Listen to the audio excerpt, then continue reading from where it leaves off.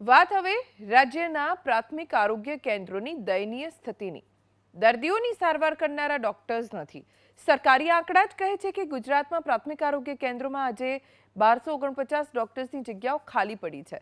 વર્ષ 2022ની સ્થિતિએ ગુજરાતમાં ગ્રામીણ આરોગ્ય કેન્દ્રમાં 1376 ડોક્ટર્સની જગ્યાઓ સામે માત્ર 127 ડોક્ટર્સની જ જગ્યા ભરાઈ છે, જ્યારે 1249 ડોક્ટર્સની જગ્યા ખાલી છે।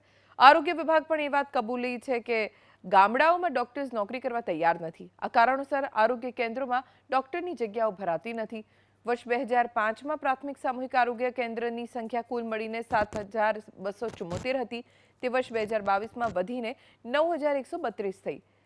સરકારે આરોગ્ય કેન્દ્ર તો બાંધી દીધા, પણ આજે તેમાં પૂરતો સ્ટાફ નથી। પરિણામે ડોક્ટર્સ અને સ્ટાફના અભાવે ગામડાના દર્દીઓને સારવાર મેળવવા ના છૂટકે શહેરમાં જવું પડે છે।